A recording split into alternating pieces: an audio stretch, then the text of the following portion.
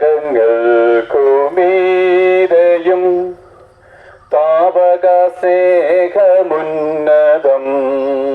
താരകങ്ങൾക്കുമീരയും താപക സ്നേഹമുന്നതം.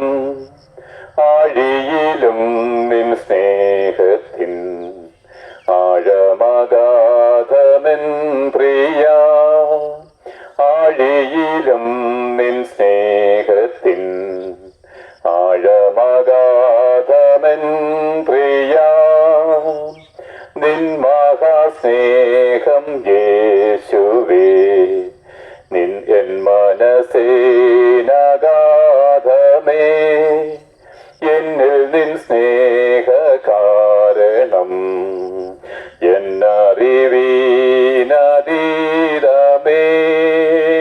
എന്നിൽ നിൻ സ്നേഹ കാരണം എന്നറിവീനതീതമേ.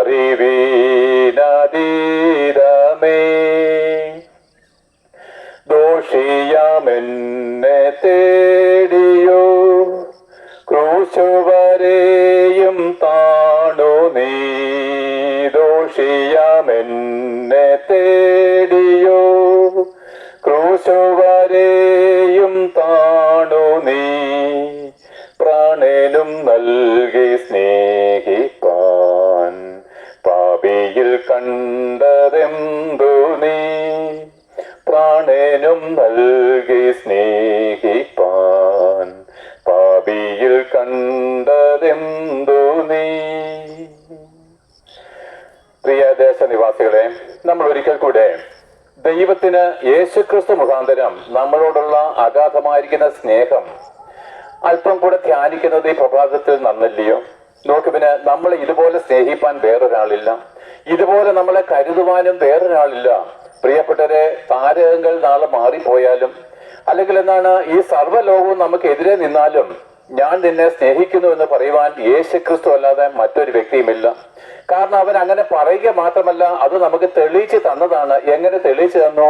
നോക്കുവിൻ പ്രിയപ്പെട്ടവരെ, യേശുക്രിസ്തു ക്രൂശിൽ മരിച്ചത് വഴി അവൻ നമ്മളെ സ്നേഹിക്കുന്നു എന്ന് നമുക്ക് വെളിപ്പെടുത്തി തന്നിരിക്കുകയാണ്. അപ്പോൾ നോക്കുവിൻ, കർത്താവ് പറഞ്ഞു, സ്നേഹിതന്മാർക്ക് വേണ്ടി തന്റെ പ്രാണനെ കൊടുക്കുന്നതിലും വലിയ സ്നേഹമില്ല. നോക്കുവിൻ, സ്നേഹിതന്മാർക്ക് വേണ്ടി തന്റെ പ്രാണനെ കൊടുക്കുന്നതിലും വലിയ സ്നേഹമില്ല. ഇങ്ങനെ ഒരു സ്നേഹിതനെ നമുക്ക് ലോകത്തിൽ കണ്ടെത്തുവാൻ കഴിയത്തില്ല. ഒരുപക്ഷെ നമ്മുടെ കഷ്ട ദിവസങ്ങളിൽ അല്ലെങ്കിൽ എന്താണ് നമ്മുടെ കടബാധ്യതയിലായിരുന്നപ്പോൾ ആരെങ്കിലും സ്നേഹിതന്മാർക്ക് നമ്മളെ കുറച്ച് പണം കടമായിട്ടോ സൗജന്യമായിട്ടോ തന്നിരിക്കും. നമ്മൾ രോഗക്കിടക്കയിലായിരുന്നപ്പോൾ നമ്മുടെ ചില സ്നേഹിതന്മാർ വന്ന് നമ്മളുടെ കൂടെ കൂട്ടിയിരുന്നിട്ടും ഉണ്ടായിരിക്കാം. നമ്മുടെ വീട്ടിൽ മരണമോ മറ്റു വിധമായിരിക്കുന്ന ദുഃഖകരമായിരിക്കുന്ന അനുഭവങ്ങളോ ഉണ്ടായപ്പോഴും ചിലർ വന്ന് നമുക്കൊരു ആശ്വാസവാക്കും പറഞ്ഞിട്ട് അവർ കടന്നുപോയി, പിന്നെ അവരെ കണ്ടിട്ടുമില്ല. എന്നാൽ പ്രിയപ്പെട്ടവരെ, നാം ചെയ്ത തെറ്റിന് നമ്മൾ ശിക്ഷ അനുഭവിപ്പാൻ യോഗ്യരായിട്ട് തീർന്നപ്പോൾ, നാം ചെയ്ത തെറ്റിന് നമ്മുടെ മരണശിക്ഷയ്ക്ക് വേണ്ടി നമ്മളെ വിധിക്കപ്പെട്ടപ്പോൾ, നമുക്ക് പകരക്കാരനായിട്ട് ഞാൻ ഇവന് പകരം മരിച്ചുകൊള്ളാമെന്ന് പറഞ്ഞുകൊണ്ട് നമുക്ക് പകരക്കാരനായിട്ട് മരിപ്പാന് യേശുക്രിസ്തു മാത്രമേ ഉണ്ടായിരുന്നുള്ളൂ. ആകയാൽ എന്റെ പ്രിയപ്പെട്ടവരെ, ഞാൻ നിങ്ങളോട് പറയുന്ന ഈ സ്നേഹം അത് ഈ 2000 വർഷങ്ങൾക്ക് മുമ്പ് നമുക്ക് ക്രൂശിൽ വെളിപ്പെട്ടു വന്നതാണ്. ആ യേശുക്രിസ്തുവിന്റെ ക്രൂശീകരണം എന്ന് പറഞ്ഞു കഴിഞ്ഞാൽ ഒരു ചരിത്ര സംഭവമാണ്, ചരിത്ര സത്യവുമാണ്. അവൻ മരിച്ചത് നമ്മുടെ ഓരോരുത്തരുടെയും പാപത്തിന്റെ പരിഹാരം.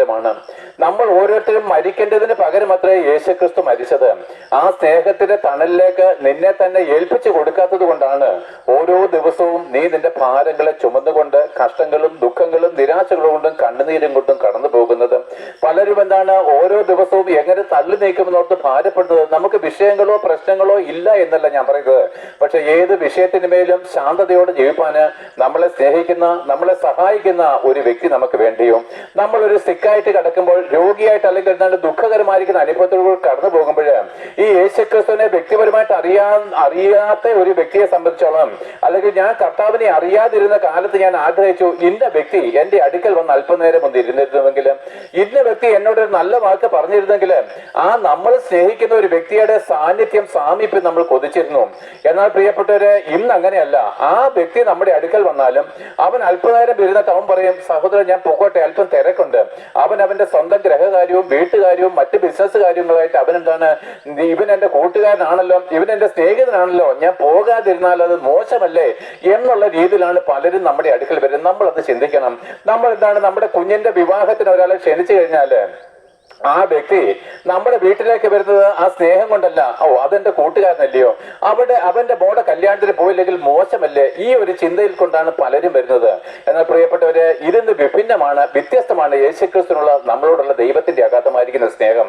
കാരണം വചനം പറയുന്നു, നമ്മൾ ദൈവത്തിന്റെ ശത്രുക്കളായിട്ടാണ് ഭൂമിയിൽ ജനിച്ചത്. നമ്മൾ ഏത് ജാതി മതസ്ഥരായാലും ശരി, ഹിന്ദു ആയാലും ക്രിസ്ത്യാനി ആയാലും മുസൽമാനായാലും, പ്രിയപ്പെട്ടവരെ ഏത് വ്യക്തിയായാലും നമ്മൾ ഭൂമിയിൽ ജനിച്ചത് ദൈവത്തിന്റെ ശത്രുവായിട്ടാണ്. എന്ന് വെച്ച് കഴിഞ്ഞാൽ ശത്രുവിന്റെ മകനായിട്ടാണ് നമ്മൾ ജനിച്ചത്. ആ ചരിത്രം ഞാൻ പറഞ്ഞിട്ടുണ്ട്. ആദമിന്റെ മക്കളാണ്. ആ ശത്രുവായിരിക്കുന്ന ദൈവത്തിന് മുമ്പിൽ പാപം മാത്രം ചെയ്യുന്ന നമ്മളെ രക്ഷിക്കാൻ വേണ്ടി ദൈവം തന്റെ പുത്രനെ, പാപത്തിന്റെ ശമ്പളം മരണമാണെന്നുള്ള ദൈവ കോടതിയുടെ മുമ്പിൽ പാപിയായിരിക്കുന്ന ദൈവത്തിന് ശത്രുവായിരിക്കുന്ന, പ്രിയപ്പെട്ടവരെ പാപി എന്ന് പറഞ്ഞാൽ അർത്ഥം ദൈവത്തിന്റെ ശത്രു എന്നാണ്. ആ പാപിയായിരിക്കുന്ന ദൈവത്തിന്റെ ശത്രുവായിരിക്കുന്ന നമുക്ക് ഓരോരുത്തർക്കും പകരക്കാരനായിട്ട് ദൈവം തന്റെ പുത്രനെ, തന്റെ ഏകജാതനായവനെ, രണ്ടാമതൊരാളും കൂടി ഇല്ല, യാഗം കഴിച്ചുവെങ്കിൽ ആ ദൈവം നമ്മളോട് താൻ നമ്മളെ സ്നേഹിക്കുന്നുവെന്ന് വെളിപ്പെടുത്തി തന്നിരിക്കുന്നു. പ്രിയപ്പെട്ടവരെ, ഞാൻ നിങ്ങളെ സ്നേഹിക്കുന്നുവെന്ന്, ഞാൻ നിന്നെ സ്നേഹിക്കുന്നുവെന്ന് അനേകർക്കും എന്താണ് പറയുന്നതിന് ഒരു കുഴപ്പവുമില്ല. അവരൊക്കെ എന്താണ് വ്യക്തിപരമായിട്ട് താൽക്കാലിക സന്തോഷത്തിന് വേണ്ടിയോ എന്തിനെങ്കിലും വേണ്ടിയിട്ട് പറയും, കുഞ്ഞെ ഞാൻ നിന്നെ സ്നേഹിക്കുന്നു. എന്നാൽ പ്രിയപ്പെട്ടവരെ, പ്രവൃത്തിയാൽ ആ സ്നേഹം വെളിപ്പെടുത്തി തരുവാൻ അവർക്ക് കഴിഞ്ഞിട്ടുമില്ല. എന്നാൽ ദൈവം തന്റെ പുത്രനെ നമുക്ക് തന്നത് വഴി ദൈവത്തിന് നമ്മളോട് സ്നേഹമുണ്ടെന്ന് നമുക്ക് എന്താണ് ഉറപ്പിച്ചു തന്നിരിക്കുകയാണ്. ആ സ്നേഹമാണ് യേശുക്രിസ്തുവിന്റെ ക്രൂശീകരണം. അതുകൊണ്ടാണ് നമ്മൾ പറയുന്നത് ഗോഡ് ഈസ് ലവ്, ദൈവം സ്നേഹമാകുന്നു എന്ന്. അതെ, ദൈവത്തിന്റെ അഗാധമായിരിക്കുന്ന സ്നേഹത്തിലേക്ക് നിങ്ങളിൽ ആരെങ്കിലും ഇന്നേ വരെ കടന്നു വന്നിട്ടില്ലെങ്കിൽ, നിങ്ങൾക്ക് ഇന്നും മതഭക്തി കൊണ്ടും പാരമ്പര്യം കൊണ്ടും ജീവിച്ച് ഓരോ ദിവസവും പാപം ചെയ്തും ദുസ്സഹമായിരിക്കുന്ന അനുഭവത്തിൽ കൂടിയാണ് കടന്നു പോകുന്നതെങ്കിൽ, പ്രിയപ്പെട്ട ദൈവം നിങ്ങളെ സ്നേഹിക്കുന്നു എന്നുള്ള അറിവ് നിങ്ങൾക്ക് കിട്ടിയിട്ടില്ല എന്നുള്ളതിന്റെ ഒന്ന് രണ്ട് തെളിവുകൾ ഞാൻ പറയാം. ഒന്നാമത്തെ കാര്യം, നമ്മൾ പാപം ചെയ്യുന്നു എന്നുള്ളതാണ്. അപ്പോൾ ദൈവം എന്നെ സ്നേഹിക്കുന്നുവെന്ന് ഞാൻ അംഗീകരിച്ചിരുന്നുവെങ്കിൽ എനിക്ക് പാപം ചെയ്യുവാൻ കഴിയുമായിരുന്നില്ല. എന്ന് വെച്ചാൽ മദ്യപാനമോ യേശുക്രിസ്തുവിനെ അല്ലാതെ മറ്റൊരാളെ ആരാധിക്കാനോ മരിച്ച മനുഷ്യരുടെ മുമ്പിൽ പോയി വണങ്ങാനോ ഒന്നും ഞാൻ ഇഷ്ടപ്പെടുമായിരുന്നില്ല. എന്ത്, ദൈവം എന്നെ സ്നേഹിക്കുന്നു എന്നൊരു ഉറപ്പ് എനിക്കുണ്ടായിരുന്നുവെങ്കിൽ പ്രിയപ്പെട്ടെ ഞാൻ പാപം ചെയ്യുവാന് ഉത്സാഹിക്കുമായിരുന്നില്ല. ഇതാണ് ഒന്നാമത്തെ ലക്ഷണം. ദൈവത്തിന്റെ സ്നേഹമുള്ളവർ പാപം ചെയ്യുന്നില്ലല്ലോ, അവർ പാപത്തെ വെറുക്കുന്നു. കാരണം എന്താണെന്ന് അറിയാമോ? ഒരു വ്യക്തി പാപം ചെയ്യുമ്പോൾ നമ്മളെ സ്നേഹിക്കുന്നവരെ നമ്മൾ വേദനിപ്പിക്കുകയാണ്. നോക്കൂ, ഒരു അപ്പനും മകനും, ഈ മകനുണ്ടല്ലോ, അപ്പ ഞാൻ നിന്നെ സ്നേഹിക്കുന്നു, അപ്പ ഞാൻ നിന്നെ സ്നേഹിക്കുന്നു എന്നൊക്കെ പറയുന്നുണ്ടെങ്കിലും ഈ അപ്പൻ ഇഷ്ടമില്ലാത്ത ഒരു തെറ്റ് അവൻ ചെയ്യുന്നതിന്റെ കാര്യം എന്താണ്? അവൻ അപ്പനെ സ്നേഹിക്കുന്നില്ല എന്ന് തെളിച്ചു തന്നിരിക്കുന്നു. അപ്പന് വേദന ഉണ്ടാക്കുന്ന ഒരു കാര്യം ഞാൻ ചെയ്യത്തില്ല. അതാണ് പ്രിയപ്പെട്ട സ്നേഹം എന്ന് പറയുന്നത്. ഒരു ഭാര്യാഭർത്തൃ ബന്ധത്തിൽ മാത്രമേ ഉള്ളൂ. ഭർത്താവിനെ വേദനിപ്പിക്കുന്ന ഒന്നും ഞാൻ ചെയ്യത്തില്ല, ഭാര്യയെ വേദനിപ്പിക്കുന്ന ഒന്നും ഞാൻ ചെയ്യത്തില്ല. ഇതാണ് പ്രിയപ്പെട്ട സ്നേഹം. അല്ലാതെ സ്നേഹിക്കുന്നുള്ള പാഴ്വാക്കല്ല. അതിനപ്പുറം സ്നേഹം പ്രവൃത്തിയാൽ നമുക്ക് വെളിപ്പെടുത്തി തരണം. അങ്ങനെയാണെങ്കിൽ നോക്കുവിൻ, നിങ്ങൾ പലരും ദൈവത്തിന്റെ സ്നേഹം തിരിച്ചറിഞ്ഞിട്ടില്ല.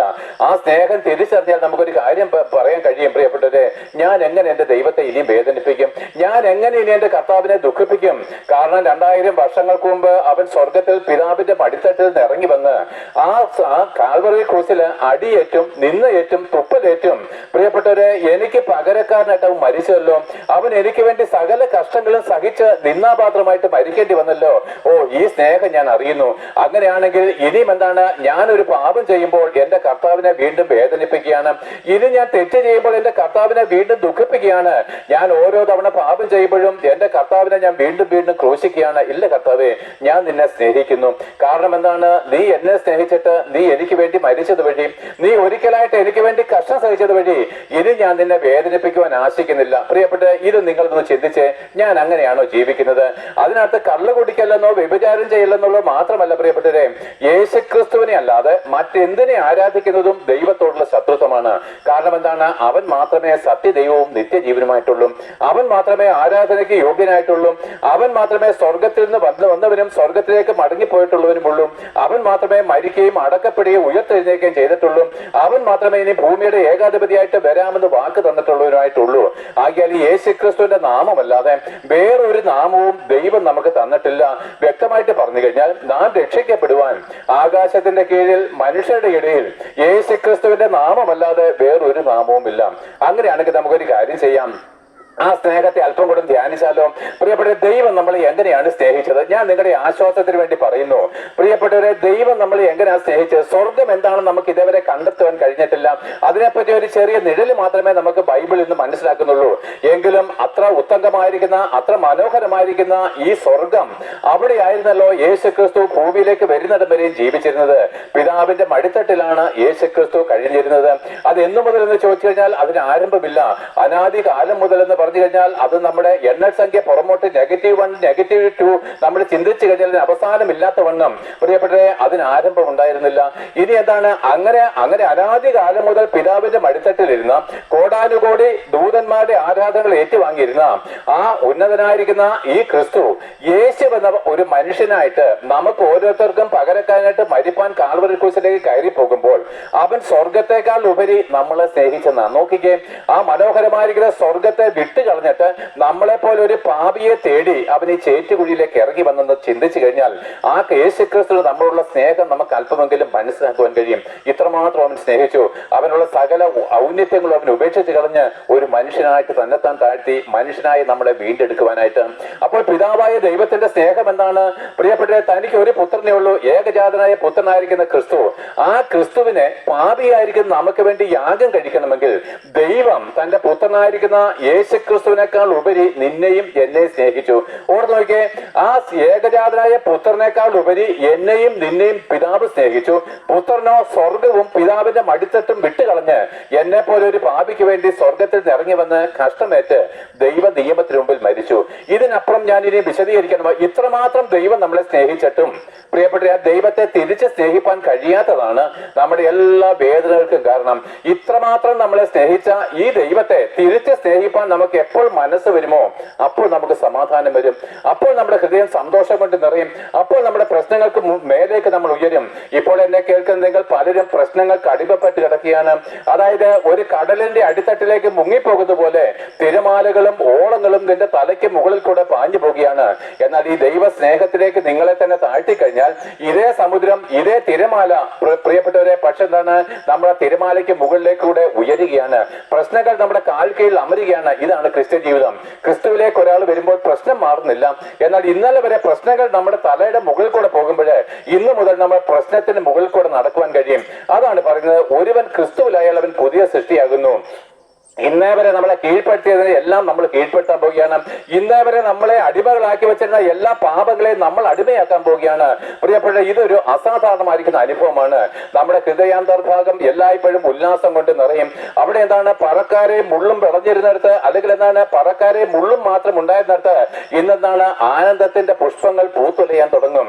നമ്മുടെ ഹൃദയാന്തർഭാഗം സന്തോഷ സമൃദ്ധിയാൽ നിറയും. പ്രിയപ്പെട്ടവരെ, പ്രശ്നങ്ങൾ എന്ത് വന്നു കഴിഞ്ഞാലും നമുക്ക് അതിന്റെ മുകളിൽ കൂടെ നടക്കാൻ കഴിയുമെങ്കിൽ പ്രിയപ്പെട്ടവരെ, നമ്മൾ പെരുവെള്ളത്തെ ഭയപ്പെടുന്നത് അതുകൊണ്ടാണ് പറഞ്ഞത്, നമ്മൾ തീയെ ഭയപ്പെടുന്നത് തീക്കകത്ത് നീ വെന്തു പോകത്തില്ലെങ്കിൽ പ്രിയപ്പെട്ട ചന്ദ്രിക പോലെ ദിലാവെളിച്ചത്തിൽ കൂടെ കടന്നു പോകുന്ന പോലെ ഈ ജീവിത സാഹചര്യമായിരിക്കുന്ന തീപ്പൊയ്കയിൽ കൂടെ നിനക്ക് നടന്നു പോകാൻ ദൈവം കൃപ തരുമെങ്കിൽ പ്രശ്നങ്ങൾ നിരവധി വന്നോട്ടെ, പക്ഷെ നമ്മൾ എന്താണ്, അത് ദിലാവെളിച്ചത്തിൽ പോകുന്നത് പോലെ നമ്മൾ ശാന്തതയോടെ സന്തോഷത്തോടുകൂടി അതിനെ അതിജീവിക്കുകയാണ്. കാരണം എന്താണ്, ദൈവത്തിന്റെ വചനം പറയുന്നു, ദാവീദ് പറയുന്നു, അല്ലെങ്കിൽ ദൈവത്തിന്റെ ഭക്തൻ പറയുന്നു, മരണത്തിന്റെ താഴ്വരയിൽ കൂടെ കടന്നുപോയാലും കൂരിരുളിന്റെ താഴ്വരയിൽ കൂടെ കടന്നുപോയാലും ഞാൻ ഒരനർത്ഥവും ഭയപ്പെടുകയില്ല, നീ എന്നോട് കൂടെ ഉണ്ടല്ലോ. നോക്കപ്രിയരുടെ, ഈ ദൈവകൃപ നമ്മളോട് കൂടെ വരാമെന്നാണ് വാഗ്ദത്തം. ഈ യേശുക്രിസ്തു പറയുന്നു, ഞാൻ എല്ലായ്പ്പോഴും നിങ്ങളുടെ കൂടെ ഇരിക്കാം എന്ന് വരെ, ലോകാവസാനം വരെയും. അതുകൊണ്ട് പ്രിയപ്പെട്ടവരെ, ഈ ദുഷ്ടലോകത്ത് ദൈവം തീക്കായിട്ട് വെച്ചിരിക്കുന്ന ഈ ദുഷ്ടന്റെ അധികാരത്തിൽ കിടക്കുന്ന ഈ ലോകത്തില് നിങ്ങൾ ഓരോരുത്തരും സമാധാനം കണ്ടെത്തേണ്ടതിന് ദൈവത്തിന്റെ വചനം പറയുന്നു, നിങ്ങൾ ഓരോരുത്തരും മാനസാന്തരപ്പെട്ട് ഈ ദുഷ്ടലോകത്തു നിന്ന് രക്ഷ പ്രാപിപ്പിന്. ഈ ദുഷ്ടലോകം, നിങ്ങൾ സ്നേഹിക്കുന്ന ഈ ലോകത്തിന്റെ വ്യവസ്ഥിതി ദൈവം നല്ല തീക്കായിട്ട് വെച്ചിരിക്കുകയാണ്. അത് മനുഷ്യരുണ്ടാക്കുന്ന ആറ്റം ബോംബിട്ട് പൊട്ടിച്ച് തീയാക്കിയല്ല. ഒരു സെക്കൻഡ് കൊണ്ട് ഈ ഭൂമിയും സൂര്യചന്ദ്ര നക്ഷത്രാദികളും സമുദ്രവും എല്ലാം ഒരു സെക്കൻഡ് കൊണ്ട് തീക്കായിട്ട് മാഞ്ഞു പോവുകയാണ്. അതുകൊണ്ട് അത് കാരണം എന്താണ്, മനുഷ്യന്റെ പാപനിമിത്തം ഈ ഭൂമി പാപിയായിരിക്കുന്നാൽ മനുഷ്യൻ ചെയ്ത പാപത്താൽ പിശാചിന് അടിമപ്പെട്ടു പോയത് കൊണ്ട് ഈ സർവ്വഭൂമിയും ദൈവം കത്തിച്ചു കളയാനായിട്ട് ഇരിക്കുമ്പോൾ ഈ കത്തിച്ച് ചാമ്പലാക്കപ്പെടുന്ന ഈ ഭൂമിയിലുള്ളതിനെ അല്ല സ്നേഹിക്കേണ്ടത്, അതിനപ്പുറം നമ്മളെ കാത്തിരിക്കുന്ന നമ്മുടെ രക്ഷകനായിരിക്കുന്ന കർത്താവിനെ നിങ്ങൾ കണ്ടെത്തണം. അതേ പ്രിയപ്പെട്ടവരെ, അവൻ 2000 വർഷങ്ങൾക്ക് മുമ്പ് നമ്മുടെ പാപത്തിന് ഒരിക്കലായിട്ട് പരിഹാരം വരുത്തി. രണ്ടാമത് ഒരിക്കൽ കൂടി അവൻ മരിക്കുവാനായിട്ട് ഇറങ്ങി വരത്തില്ല. അവൻ ഒരിക്കലായിട്ട് പാപത്തിന് പരിഹാരം വരുത്തി. അവൻ ദൈവസിംഹാസനത്തിന്റെ വലത്തുഭാഗത്ത് അമർന്നു. ഉണർന്നിരിക്കുന്നു. ആ യേശുക്രിസ്തു ഇനി മടങ്ങി വരുമ്പോൾ അന്ന് കർത്താവ് മരിച്ച അല്ലെങ്കിൽ ചൊരിയപ്പെട്ട രക്തത്താൽ പാപമോചനം നേടിയ വിശുദ്ധന്മാരെ തേടി അവൻ ഭൂമിയിലേക്ക് മടങ്ങി വരുമ്പോൾ പ്രിയപ്പെട്ട നിങ്ങൾ ഓരോരുത്തരും യേശുക്രിസ്തുവിന്റെ സന്നിധിയിൽ കണ്ടെത്തണമെന്ന് ദൈവം ആഗ്രഹിക്കുന്നു.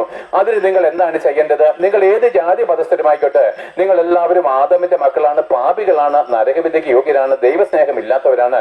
അതുകൊണ്ട് ദൈവം പറയുന്നു, ഈ ദുഷ്ടലോകത്തു നിന്നൊരു മാനസാന്തരം നമുക്ക് ആവശ്യമാണ്. ഇന്നേ വരെ നമുക്ക് രക്ഷ നൽകി തരുവാൻ കഴിയാത്ത, ഇന്ന് വരെ നമ്മുടെ ഹൃദയത്തിലെ പാപത്തെ മായ്ച്ചു കളയാൻ കഴിയാത്ത ക്രിസ്തീയ മതം ഉൾപ്പെടെ മതഭക്തികളും ക്രിസ്തീയ പുരോഹിതന്മാരുൾപ്പെടെ പൗരോഹിത്യങ്ങളും തള്ളിക്കളഞ്ഞ് നിനക്ക് വേണ്ടി കഷ്ടമേറ്റ് മരിച്ച് ഉയർത്തെഴുന്നേറ്റ് ഈ ഭൂമിയുടെ ഏകാധിപതിയായിട്ട് മടങ്ങി വരുന്ന ഈ യേശു ക്രിസ്തുവിനെ ഏകരക്ഷകനും കർത്താവും ദൈവമായിട്ട് അംഗീകരിക്കുന്നതാണ് മാനസാന്തരം. അതേ പ്രിയപ്പെട്ടവരെ, നമ്മളെ രക്ഷിപ്പാൻ മറ്റൊരുത്തനില്ലല്ലോ. അവനല്ലേ നമ്മുടെ പാപത്തിന് പരിഹാരം വരുത്തിയത്. ആരാധനയ്ക്ക് യോഗ്യൻ ക്രിസ്തു അല്ലാതെ മറ്റൊരു വ്യക്തിയുമില്ലല്ലോ. അതുകൊണ്ട് നമുക്കൊരു തീരുമാനമെടുക്കാം, ഇന്നു മുതൽ ഞാൻ യേശു ക്രിസ്തു വേണ്ടി ജീവിക്കും. അതെന്തുകൊണ്ടാണ്? അത് പറയുവാന് നമുക്ക് കഴിയുന്ന എന്താണ്? ആ ക്രൂശിൽ അവനെ തന്നെ എനിക്ക് സമ്പൂർണ്ണമായിട്ട് തന്നവനാണ്. തന്റെ അവസാനത്തുള്ള രക്തം വരെയും അവൻ എനിക്ക് വേണ്ടി ക്രൂശിൽ ഊറ്റി തന്നവനാണ്. ആ സ്നേഹം ഞാൻ അറിയുന്നത് കൊണ്ട് ഞാനൊരു തീരുമാനമെടുക്കുന്നു, ഇനി യേശുക്രിസ്തുവിനെ അല്ലാതെ ലോകത്തിൽ ഒന്നിനെയും ഞാൻ ആരാധിക്കത്തില്ല. ഒരു മനുഷ്യരുടെ മുമ്പിൽ ഞാൻ പോയി പിതാവേന്നോ തിരുമേനിയെന്നോ പറഞ്ഞ് തല വണങ്ങത്തുമില്ല. യേശുക്രിസ്തു മാത്രം എന്റെ ഏകരക്ഷകനും കർത്താവും ദൈവമായിട്ട് ഞാൻ അംഗീകരിക്കുന്നു. മറ്റെല്ലാ പാഴും ശൂന്യവുമായിരിക്കുന്ന രാജകാലത്തിൽ തന്നെ രക്ഷിപ്പാൻ കഴിയാത്ത, പാപത്തിൽ തന്നെ വീണ്ടെടുപ്പാൻ കഴിയാത്ത, ദുഃഖവേളകളിൽ എനിക്ക് ആശ്വാസം നൽകി തരുവാൻ കഴിയാത്ത, ഞാൻ ഏകനായിട്ട് പോകുമ്പോൾ മരണത്തിന്റെ വഴിയിൽ കൂടെ കടന്നു പോകുമ്പോൾ എന്നോട് കൂടെ ഇരുന്നെ ആശ്വസിപ്പിക്കാമെന്ന് പറഞ്ഞ ക്രിസ്തു മാത്രമേ ഉള്ളൂ എന്നുള്ളത് കൊണ്ടും മറ്റൊന്നിനും മരണ ദിവസം എന്റെ കൂടെ വരുവാൻ കഴിയാത്തത് കൊണ്ടും അതെല്ലാം ഞാൻ തള്ളിക്കളഞ്ഞ എനിക്ക് പ്രയോജനമുള്ള ക്രിസ്തുവിനെ ഞാൻ തെരഞ്ഞെടുത്തിരിക്കുന്നു. ഈ തെരഞ്ഞെടുപ്പാണ് പ്രിയപ്പെട്ടവരെ നിങ്ങളെ പറ്റിയുള്ള ദൈവത്തിന്റെ ആഗ്രഹം. അതിനുശേഷം നമ്മൾ സ്നാനമേൽക്കുമ്പോൾ പ്രിയപ്പെട്ടവരെ ഈ ദൈവത്തിന്റെ ആത്മാവിനെ നമുക്ക് തരും. യേശുക്രിസ്തു അടക്കപ്പെട്ടുവെങ്കിലും അവൻ കല്ലറയിൽ നിന്ന് ഉയർത്തെഴുന്നേറ്റത് ഈ ദൈവത്തിന്റെ പരിശുദ്ധാത്മാവിൽ ഉള്ളത് കൊണ്ടാണ്. ഈ പരിശുദ്ധാത്മാവാണ് അവനെ മരണത്തിൽ നിന്ന് ഉയർത്തെഴുന്നേൽപ്പിച്ചത്. അപ്പോൾ നിങ്ങളും മാനസാന്തരപ്പെട്ടതിന് ശേഷം യേശുക്രിസ്തുവിനോട് കൂടെ ക്രൂശിൽ മരിക്കുമ്പോൾ അതിനാണ് സ്നാനം എന്ന് പറയുന്നത്. അത് വിശ്വസിക്കുകയും സ്നാനമേൽക്കുകയും ചെയ്തിട്ട് വേണം. അപ്പോൾ വിശ്വസിച്ചതിന് ശേഷം വേണം സ്നാനമേൽപ്പാൻ. ആ സ്നാനം ഏറ്റവും വിലയേറിയതാണ്. യേശുക്രിസ്തുവിന്റെ ക്രൂശിന് തുല്യമാണ് ഈ സ്നാനം. പ്രിയപ്പെട്ടവരെ, ആ ക്രൂശിക്കപ്പെട്ട ക്രിസ്തുവിനോട് കൂടെ നാമും പാപസംബന്ധമായിട്ട് മരിക്കുന്നത് ഈ സ്നാനത്തിലായിരിക്കാൻ അങ്ങനെ മാനസാന്തരപ്പെട്ട് സ്നാനമേൽക്കുമ്പോൾ ഈ ഹോളി സ്പിരിറ്റ് യേശുക്രിസ്തുവിൽ വ്യാപരിച്ചിരുന്ന അതേ പരിശുദ്ധാത്മാവിനെ ദൈവം നമുക്ക് തരും. ഈ പരിശുദ്ധാത്മാവ് നമ്മൾ വന്നു കഴിഞ്ഞാൽ നാം ദൈവത്തിന്റെ സ്നേഹത്താൽ നിറയപ്പെട്ടു. അപ്പോൾ ദൈവത്തിന്റെ സ്നേഹം എങ്ങനെയാണ് നമ്മൾ വെളിപ്പെട്ട് വരുന്നത്? പരിശുദ്ധാത്മാവിനാലാണ്. ആ പരിശുദ്ധാത്മാവ് ദൈവത്തിന്റെ സ്നേഹം നമ്മൾ നിറയേണ്ടത് എന്ത് ചെയ്യണം? മാനസാന്തരപ്പെടുകയും സ്നാനമേൽക്കുകയും ചെയ്യണം. അപ്പോൾ ദൈവത്തിന്റെ പരിശുദ്ധാത്മാവ് വരും. ഇതൊരു വിവാഹ ഉടമ്പടിയും കൂടിയാണ്. യേശുക്രിസ്തുമായിട്ട് സഭയുടെ വിവാഹ ഉടമ്പടിയാണ്. അങ്ങനെ സ്നാനമേറ്റ വിശുദ്ധന്മാരെ ചേർക്കുവാനായിട്ടാണ് യേശുക്രിസ്തു മടങ്ങി വരുന്നത്. അപ്പോൾ നോക്ക് പ്രിയപ്പെട്ടവരെ, ഇനി നമുക്കൊരു കാര്യം കൂടെ മനസ്സിലാക്കി തരാം. അതായത് നമ്മൾ ജീവിച്ചിരിക്കുവോളം, യേശുക്രിസ്തു മടങ്ങി വരുവോളം ദൈവം സ്നേഹമാണ്. എന്നാൽ നിങ്ങൾ മരിക്കുകയോ നിങ്ങൾ യേശുക്രിസ്തു മടങ്ങി വരികയോ ചെയ്തതിനു ശേഷം ദൈവം സ്നേഹമാകുന്നു എന്നുള്ള വചനമല്ല, പിന്നെയോ ദൈവം ന്യായകർത്താവാണ്. ദൈവം ജഡ്ജിയായിട്ട് നിങ്ങളുടെ മുമ്പിൽ ഇരിക്കുമ്പോൾ നിങ്ങളുടെ പാപത്തിന് കരുണ കൂടാതെ ശിക്ഷ വിധിച്ച് നരകത്തിലേക്ക് തള്ളുന്ന ഭയങ്കരനായിരിക്കുന്ന ഒരു ജഡ്ജിയെ മരിച്ചതിന് ശേഷം നിങ്ങൾക്ക് കാണുവാൻ കഴിയും. ദൈവം എന്നെ സ്നേഹമാകുന്നു എന്ന് ഭൂമിയിൽ വെച്ച് നമുക്ക് വെളിപ്പെട്ട് വന്നില്ലെങ്കിൽ, ഭൂമിയിൽ വെച്ച് നമുക്ക് ആ സ്നേഹത്തെ അംഗീകരിക്കാൻ കഴിയത്തില്ലെങ്കിൽ പിന്നെ ശിക്ഷാവിധിയും നരകവിധിയും മാത്രമേ നമ്മുടെ മുമ്പിലുള്ളൂ. ദൈവം ഉത്തരവാദിയല്ല. ദൈവം തന്റെ എന്നാണ് അവസാന രക്തത്തുള്ളി വരെ കർത്താവ് നമുക്ക് വേണ്ടി ഊറ്റി തന്ന് നമുക്ക് നമ്മളെ സ്നേഹിച്ചുവെങ്കിൽ തിരിച്ചവനെ സ്നേഹിപ്പാൻ നമുക്ക് മനസ്സില്ലാത്തതാണ് പ്രിയപ്പെട്ടവരെ ന്യായവിധി എന്ന് പറയുന്നത്. ന്യായവിധി എന്നുള്ളതോ യേശുക്രിസ്തു വെളിച്ചം ലോകത്തിലേക്ക് വന്നിട്ടും നാം യേശുക്രിസ്തുവിനേക്കാൾ ഉപരി പിശാചിന്റെ അടിമത്തത്തിൽ കിടക്കുന്ന ഈ ലോകത്തെ സ്നേഹിച്ചതാണ്. എന്ന് വെച്ചാൽ ദൈവത്തെക്കാൾ ഉപരി സാത്താനെ സ്നേഹിച്ചതത്രേ ഒരു മനുഷ്യന്റെ ന്യായവിധി, നരകവിധി എന്ന് പറയുന്നത്. എന്നെ കേൾക്കുന്ന പ്രിയപ്പെട്ടവരെ, ഞാൻ നിങ്ങൾ എത്ര സ്നേഹിച്ചു എന്ന് നിങ്ങൾ അറിയണം. ഇന്ന് നിങ്ങൾക്കത് ഗ്രഹിക്കുന്നില്ലെങ്കിൽ മരിച്ചതിന് ശേഷം നമ്മൾ വീണ്ടും കണ്ടുമുട്ടുന്ന ദിവസമുണ്ട്. മരിച്ചതിന് ശേഷം യേശുക്രിസ്തുവിന്റെ സിംഹാസനത്തിന് മുമ്പിൽ ഈ പ്രസംഗീനായിരിക്കും ഞാനും പ്രസംഗം കേട്ട് നിങ്ങളും നേരിട്ട് കണ്ടുമുട്ടുന്ന ഒരു ദിവസമുണ്ട്. അന്ന് നിങ്ങൾ തമ്മിൽ പറയും, കണ്ടോ ഇവൻ നമ്മളെ എന്തുമാത്രം സ്നേഹിച്ചിരുന്നു. അവൻ നമ്മളെ ക്രിസ്തുവിലേക്ക് തിരിച്ച് ഈ നരകത്തിൽ നിന്ന് വീണ്ടെടുപ്പാനായിട്ട് എത്രയോ ദിനങ്ങൾ ഈ പ്രമാദത്തിൽ ഇവിടെ വന്ന് ഈ ദൂത് അറിയിച്ചു. നമ്മളോ അത് കേട്ടില്ല, കേട്ടിട്ട് തന്നെ അംഗീകരിച്ചില്ല, വിശ്വസിച്ചില്ല. നമ്മുടെ പുരോഹിതന്മാരും നമ്മുടെ സമൂഹവും ഈ യേശുക്രിസ്തുവിനെ എതിർത്തിരുന്നത് കൊണ്ട് നമ്മൾ എന്താണ് അവരോട് കൂടെ നരകവിധിയിലെ കൊടുങ്ങി പോകേണ്ടി വന്നല്ലോ എന്ന് നിങ്ങളും നിങ്ങളുടെ കുഞ്ഞുകുട്ടികളും കണ്ണുനീരോടെ ആ വിലപിച്ചുകൊണ്ട് ആ നരകത്തിന്റെ അടിത്തട്ടിലേക്ക് പോകാതിരിക്കേണ്ടതിന് എന്റെ പ്രിയപ്പെട്ടവരെ വീണ്ടും ദൈവസ്നേഹത്തിൽ ഓർപ്പിക്കുന്നു, മാനസാന്തരപ്പെടുക. നിങ്ങൾ മാനസാന്തരപ്പെട്ട് സ്നാനമേറ്റ ആത്മാവിനെ പ്രാപിച്ച് നിനക്ക് വേണ്ടി കഷ്ടവും നിന്നയുമേറ്റ കർത്താവിന്റെ നിന്ന ചുമന്ന് അവൻ നമുക്ക് വേണ്ടി ഒരുക്കിയിരിക്കുന്ന സ്വർഗസിംഹാസനത്തിൽ അവനോടുകൂടെ വസിപ്പാൻ യോഗ്യരാക്കി തീർന്നുകൊള്ളുമെന്ന് ഘോഷിച്ചുകൊണ്ട് ഈ പ്രസംഗം പ്രഭാതത്തിൽ ഇവിടെ നിർത്തുന്നു. ഏവരെയും യേശുക്രിസ്തു മുഖാന്തരം ദൈവം വിശ്വസിക്കുന്നവരെ അനുഗ്രഹിക്കുമാറാകട്ടെ. Thank you.